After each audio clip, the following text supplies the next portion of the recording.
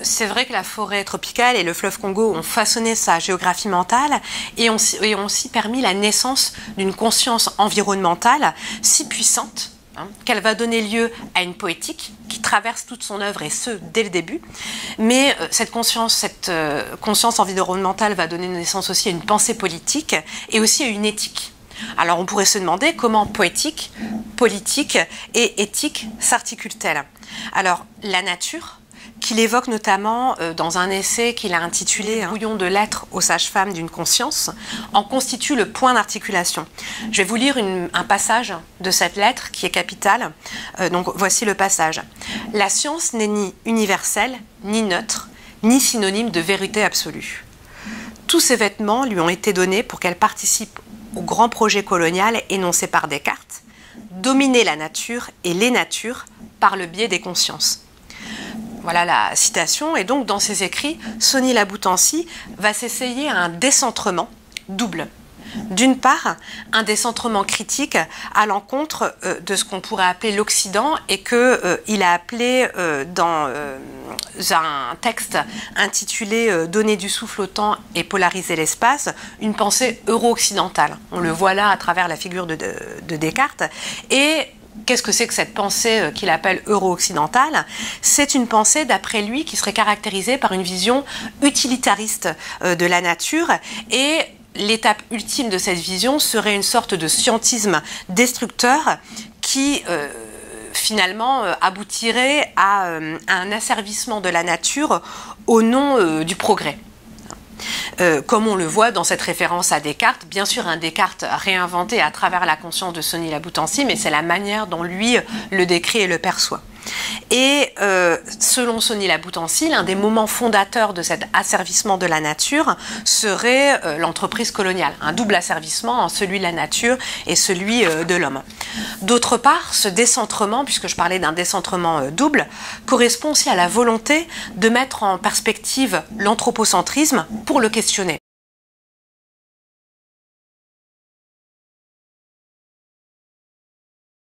Makelekele, une parcelle caractérisée par une nature foisonnante. Alain Mabanckou en parle et c'est vrai. Et en quelque sorte, cette parcelle qu'il a eue à Makelekele, caractérisée par cette nature qui s'exprime en toute liberté, pourrait être matérialisée comme ce double décentrement. Pas de jardin du tout, avec la somme de représentation et de pratique que suppose le jardin, mais plus profondément encore l'utopie d'une nature dans sa plus pure expression, puisque cette nature finalement se matérialiserait par l'absence de toute volonté humaine. On ne cherche pas à la servir, ni à la mettre en perspective, ni à la mettre en valeur. Alors comment créer une écriture de la nature qui serait traversée par une conscience environnementale? Donc Sony Laboutancy, quand on regarde l'ensemble de son œuvre, n'a pas simplement choisi des thèmes liés à la nature. Cette utopie de la nature que j'évoquais, du chaos voire de la friche ou de la prolifération, qui est généralement redoutée, lui l'a laissé pleinement s'exprimer et même il l'a installé dans sa création.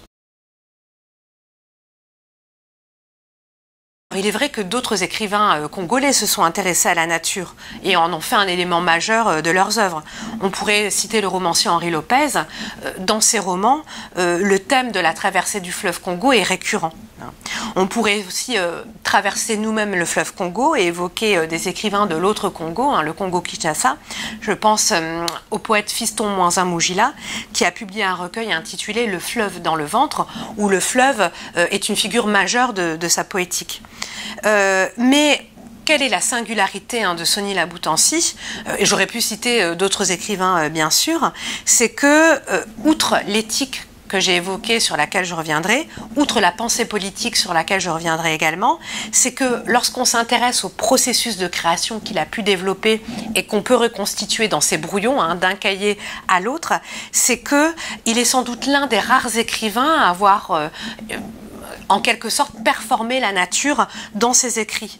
C'est-à-dire que les lacis de la végétation, la luxuriance de la forêt tropicale, les sinuosités du fleuve, il suffit d'ouvrir ces cahiers manuscrits pour les voir sur les pages. C'est-à-dire que dans ces brouillons, tout est écho, ramification, reprise, greffe aussi, il parle de la greffe, on pense aux opérations de greffe dans l'univers végétal, et lui s'amuse aussi à reprendre d'un pan de son œuvre à l'autre des éléments, des passages qu'il va réinvestir, et on pourrait multiplier les exemples de cette arborescence de la nature qui cherche à retranscrire dans l'ordre de la création et qui est complètement pensée, puisque lui-même parle de greffe.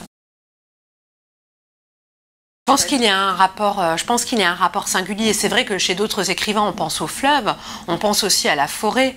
Bien sûr que c'est investi par d'autres écrivains, mais disons que la singularité de Sony Laboutancy, c'est que c'est plus qu'une thématique. C'est plus que des éléments qu'il va investir dans ses œuvres. Ce sont vraiment des éléments structurants qui vont être pensés et qui vont être l'objet d'une poétique et d'une écriture et d'une manière aussi de pratiquer la littérature, puisque on se rend compte au fil de ces brouillons, au fil de ces cahiers, que cette prolifération de la nature qu'Alama Bankou repère dans sa parcelle, chez lui, dans sa maison, elle est opérante aussi dans ses œuvres et dans sa manière de concevoir l'écriture, ce qui est, à mon avis, vraiment une singularité de Sony Laboutancy.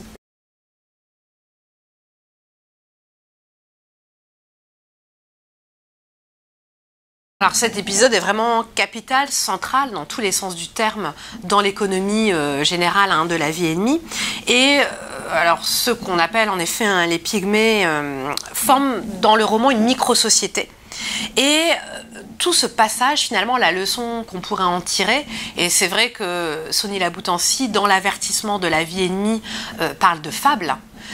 Finalement, l'idée qu'on pourrait en retirer, c'est que cette micro-société, c'est à la fois un modèle politique, c'est vrai, mais aussi un modèle social et éthique. C'est une sorte de modèle total, un modèle de vie.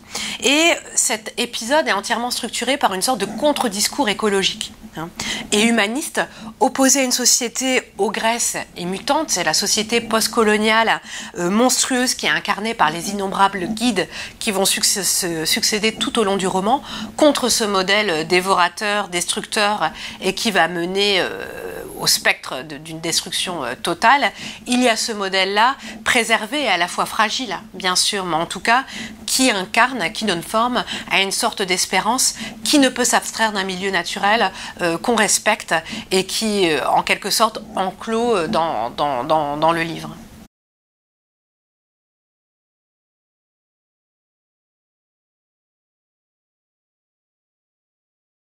Oui, complètement. Cette dimension éco-poétique est pleinement à l'œuvre, au point, et je vais un peu développer ce que j'ai dit tout à l'heure, au point qu'elle définit une vision de l'écriture, une vision du monde.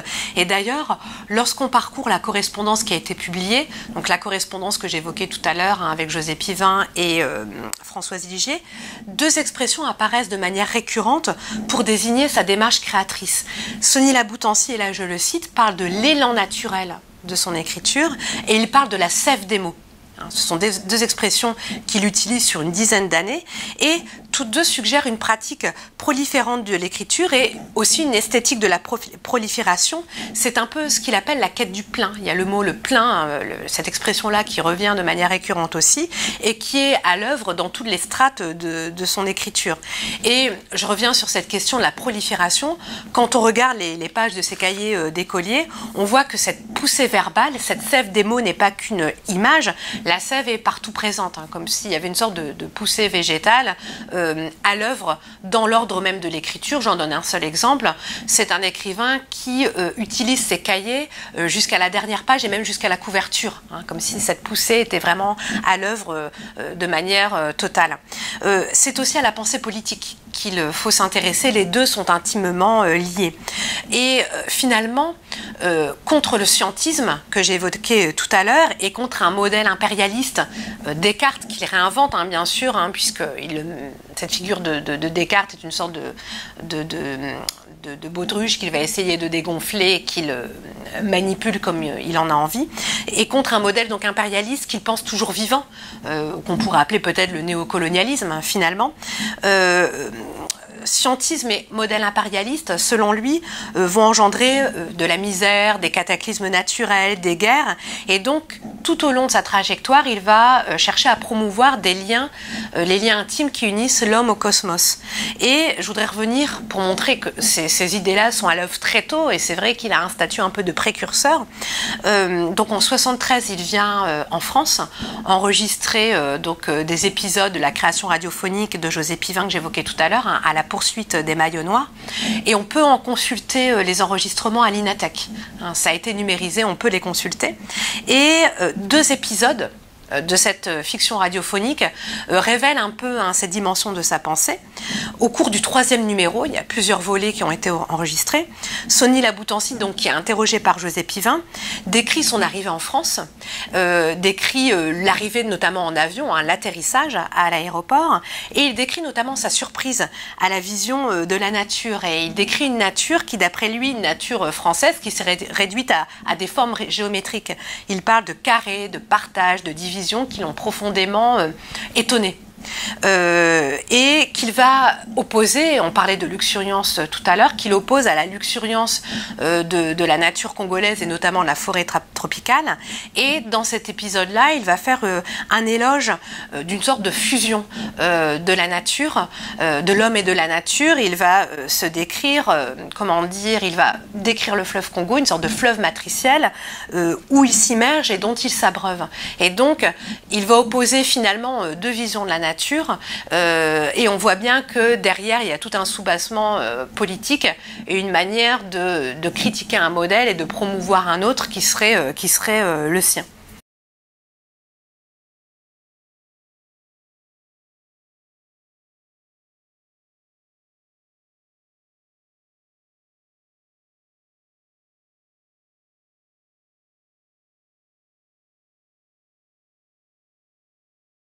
Alors, il existe de très nombreuses occurrences du terme cosmocide qu'il invente, alors si on retrace un peu l'histoire, qu'il invente au début des années 70. Donc on voit que ça, apparaît très tôt dans son œuvre.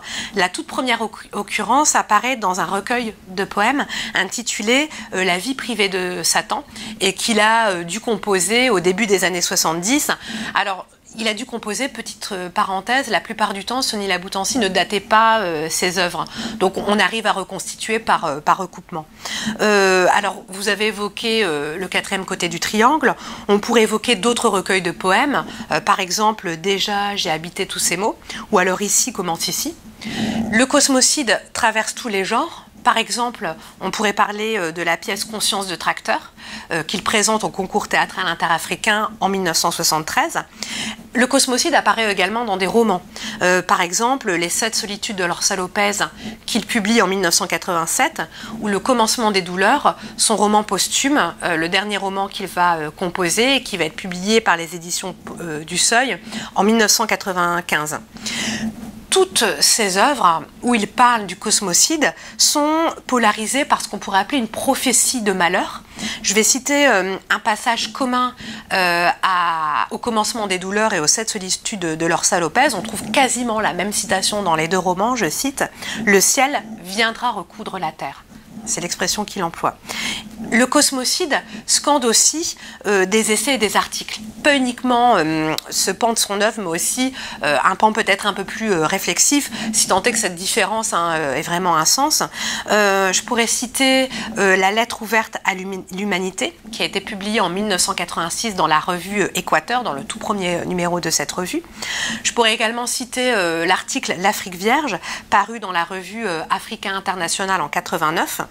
Donc on voit qu'en une vingtaine d'années, le cosmocide scande toute son œuvre. Ce qu'on peut dire également d'autre part, c'est que cette pensée du cosmocide va connaître des inflexions. Elle va évoluer au fur et à mesure de sa trajectoire. Mais ce qu'on peut dire quand même, c'est que quelles que soient les modifications que va subir la pensée du cosmocide, c'est qu'elle est en rapport avec un prophétisme. Un prophétisme assez complexe, pluriel, qui va puiser dans différentes références culturelles. D'une part, un prophétisme Congo, qui est assez ancien, qui apparaît à la fin du XVIIe siècle.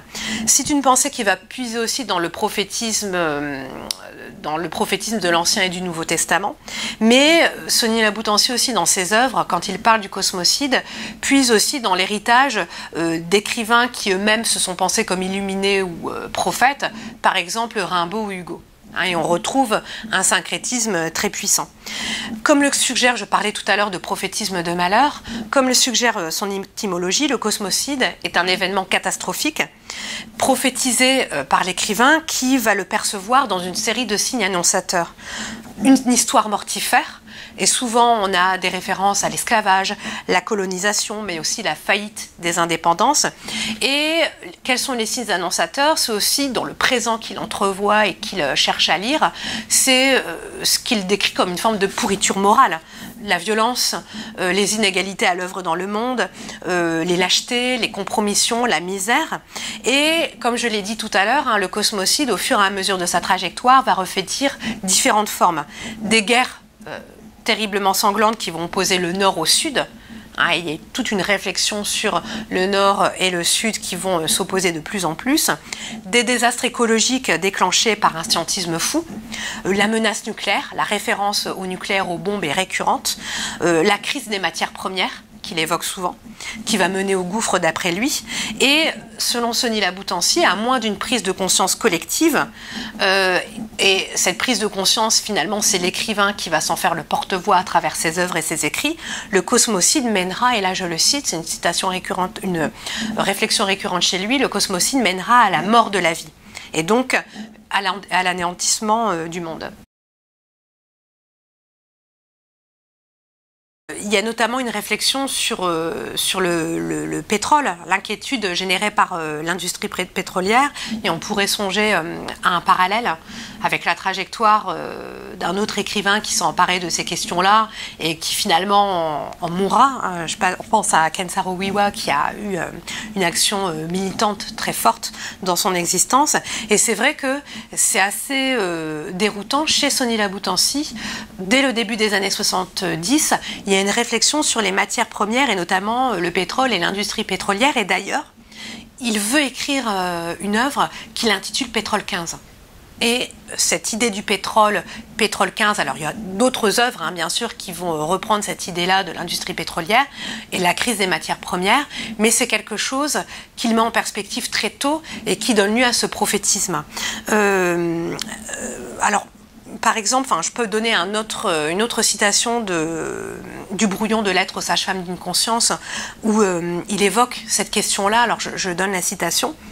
« À côté de la science carnivore qui broute l'homme et la vie, qui assassine la nature, nous avons encore la noble possibilité d'inventer, de créer des manières de penser et d'agir neuves, sages, humaines. » Alors, on pourrait se demander, finalement, l'écrivain a-t-il été un militant écologiste lui aussi? Alors, il n'a pas été un militant en tant que tel qui aurait créé un mouvement associatif et qui aurait œuvré dans ce sens. Mais ce qu'il faut dire quand même, et l'idée était apparue au début de notre entretien, c'est que chez Sonny Laboutancy, dire et agir se confondent totalement. Écrire, c'est un générateur de vie, un générateur d'actes, et en ce sens, on peut dire malgré tout qu'il était un militant de l'écologie à travers ses écrits, notamment ses écrits prophétiques, où il cherche à avertir le lecteur, et le motif de l'avertissement est structurant chez lui. C'est quelqu'un qui, dans la plupart de ses œuvres, a écrit des préfaces, des avertissements, donc l'idée de faire signe, il parle souvent de faire signe au lecteur, c'est quelque chose de déterminant dans son œuvre, et je pense qu'à travers cette idée d'avertir le lecteur des catastrophes qui s'amoncellent à l'horizon, des catastrophes naturelles qui nous menacent, c'est quelque chose d'important, et en ce sens, oui, il a sans doute été un militant. Je parlais tout à l'heure de son action politique. Alors c'est vrai il est important de le situer quand même dans le contexte politique de son temps. Donc à la fin des années 80, il a participé à la création d'un parti politique, le MCDDI, mais ce parti politique, il le crée à la fin des années 80 avec d'autres acteurs, hein, bien sûr, de la vie politique congolaise, mais à une période où se produit l'effondrement du bloc soviétique. Dans la foulée s'effondre le Parti congolais du travail qui était à la tête de l'État depuis la fin des années 60. Va s'en suivre une période qu'on va appeler la conférence nationale qui va présider à la démocratisation du pays. Et Sony Laboutansi va mourir dans la foulée, donc malheureusement, peut-être, on peut imaginer peut-être que son parti politique aurait pu développer une conscience politique écologiste beaucoup plus forte et un discours et peut-être des actions, mais le contexte n'a pas permis que finalement ces questionnements-là affleurent vraiment. Mais je pense que l'œuvre de Sony Laboutansi et l'ensemble de ses écrits montrent à quel point il a pu chercher à avoir un impact sur le lecteur, à avertir des dangers et des catastrophes.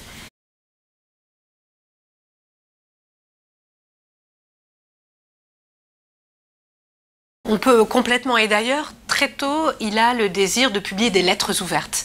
Le motif de la lettre ouverte qu'il va publier dans des journaux notamment en France, hein, il cherche à se faire pour avoir un impact peut-être aussi un peu international, apparaît très tôt, et c'est quelque chose de complètement pensé dans son œuvre, c'est-à-dire que c'est quelqu'un qui ne veut pas s'enfermer dans un petit lectorat qu'il appelle alors dans l'une de ses œuvres un peu la kermesse idéologique. Ce qu'il veut, c'est faire signe et s'adresser à tout le monde. Et chez lui, il y a vraiment une pensée universaliste très forte. Dans une de ses lettres, il écrit « L'homme, voilà ce qui compte ». Et donc ce désir de un peu traverser les consciences, quel que soit le support, finalement apporte plus que tout. Et d'ailleurs, il l'écrit souvent, et ça n'est pas qu'une posture d'écrivain pressé d'être publié ou de séduire de futurs lecteurs qui sont eux-mêmes investis. Là, je reprends une expression, une notion d'un chercheur qui s'appelle Pierre Allen, hein, le système littéraire francophone. Son désir vraiment, c'est d'être le plus lu possible, quelle que soit la culture des personnes, quel que soit le lieu où elles vont vivre, et d'où la pratique de ces lettres ouvertes qu'il aura très tôt et qu'il aura jusqu'à la fin de son existence dans différents journaux et sous différentes formes.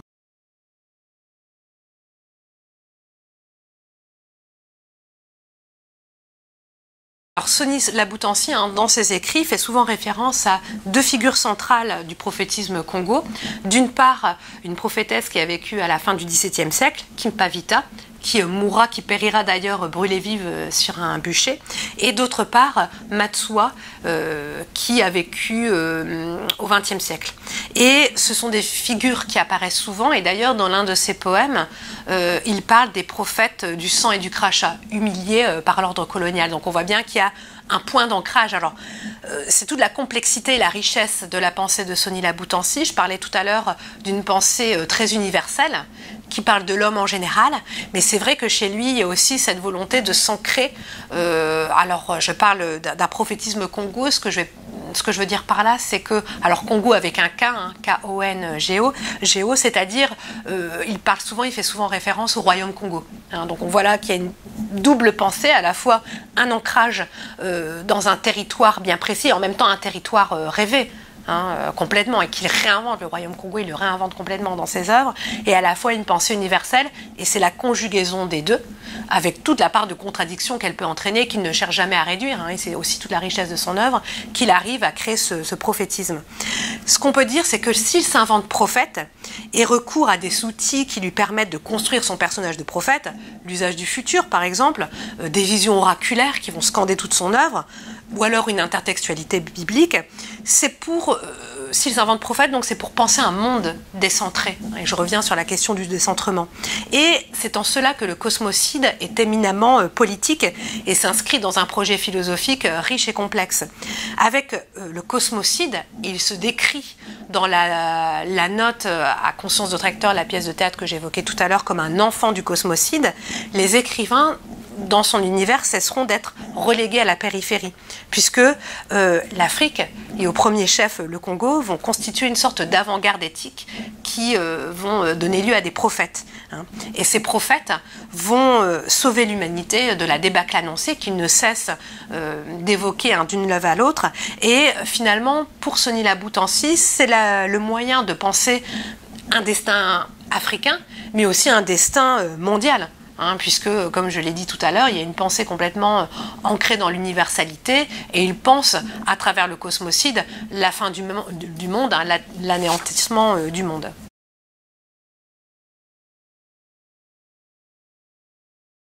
C'est vrai que la force explosive de l'écriture et l'imaginaire de la bombe sont très présents dans son œuvre, dans son écriture. Alors comment conjuguer les deux, à la fois prophétisme et explosion, création, destruction. Quand on lit les textes, on se rend compte que Sonila Boutancy se veut un prophète peut-être un peu à la manière des prophètes de l'Ancien Testament, avec un verbe rude, volcanique, une sorte de verbe apocalyptique et insurrectionnel, qui va fustiger ce qu'il conçoit comme les dérives de son siècle en Afrique, mais comme partout dans le monde. C'est vraiment une pensée universelle. Et il se décrit d'ailleurs dans l'une de ses lettres, une lettre qu'il adresse à Françoise Ligier, comme, je le cite, la bombe à hydrogène qui parle. Et finalement, cette bombe à hydrogène qui parle serait une sorte d'actualisation complètement à sa manière du verbe rude et volcanique des prophètes de l'Ancien Testament. Et finalement, contre les bombes réelles qui menacent la planète, il y aurait les bombes et les armes de la parole. On songe aussi, c'est une image qu'on entrevoit dans certaines de ses œuvres, à un passage du Nouveau Testament où il est question des langues de feu qui vont s'abattre sur les apôtres. Alors, comment tout cela va s'articuler? Finalement, dans cette parole qui dérange, parce que la parole du prophète, c'est une parole qui abasourdit et qui va déranger un ordre établi, s'invente une pensée éco-poétique, notamment au fil des lettres ouvertes, des articles et des brefs essais qui sont parfois inédits. Mais cette pensée éco-poétique qu'on évoque depuis le début de l'entretien va prendre d'autres formes que cette parole débondée, étonnante. On l'aperçoit par exemple aussi dans la science-fiction. Il y a un goût de la science-fiction qui apparaît très tôt chez lui, d'univers d'anticipation. Il y a beaucoup d'œuvres d'anticipation. Alors imaginons des œuvres écrites au début des années 70 qui se basent dans un futur apocalyptique qui serait celui des années 90. Je pense notamment à La Gueule de Rechange, qui est une pièce qui a été longtemps inédite et qui a été publiée récemment, en 2015. Et dans cette pièce, il est question d'une apocalypse à venir qui va anéantir le monde, mais sous la forme de la science-fiction. Cette pensée éco-poétique peut prendre aussi les voies d'une écriture qu'on pourrait qualifier de vitaliste, qui donne la parole littéralement à la nature. La nature va s'animer. Par exemple, dans les romans que j'évoquais tout à l'heure, Le commencement des douleurs et Les 7 solitudes de Lorca Lopez, où la nature va délivrer des messages. Les falaises crient, la terre parle. Dans le chaos des éléments déchaînés, la nature prend elle-même la parole, elle devient un actant total. Elle est bien plus qu'un cadre, elle est un personnage à part entière et peut-être le personnage principal de ces deux romans. On pourrait évoquer aussi La correspondance et la création radiophonique de José Pivin à la poursuite des maillots noirs, où l'écrivain va utiliser des formules très belles, où il va tendre à se confondre lui-même avec la nature. Il se confond avec l'eau du fleuve, dans laquelle il disparaît complètement, et il va même se confondre avec les arbres qu'il évoque, les arbres de la forêt. Notamment, et là c'est intéressant, on parlait tout à l'heure de cette pensée multiple et universelle. Bien sûr, il y a la forêt tropicale, mais il va beaucoup parler aussi de la forêt de Saint-Leu, qu'il va connaître lors de son séjour en France en 73. Et finalement, il va développer toute une pensée au sujet de cette forêt, mais des forêts en général, finalement, à travers le monde. Et il y a une pensée qui scande son œuvre, c'est la pensée d'un homme et demi, d'un homme qui transcende ses propres limites et ses propres insuffisances. Et finalement, quel est cet homme et demi dont il rêve? Et Alors, pour échapper à l'anthropocentrisme destructeur que j'évoquais tout à l'heure et qui ne peut conduire qu'à notre perte, il faudrait, selon Sonny Laboutancy, renoncer à tout orgueil, repenser la place de l'humain dans l'ordre du monde et consentir finalement à fusionner avec la nature. Et il a différentes expressions que je vais citer. Il veut devenir le petit frère des saules pleureurs, c'est une citation, ou devenir lui-même, finalement ses membres deviendraient des branches, les branches d'un arbre. Et donc finalement, il y a une sorte d'éthique qu'il développe de confusion avec la nature, de fusion avec la nature, qui serait une sorte de réponse au désordre du présent et aux catastrophes qu'il ne cesse d'annoncer.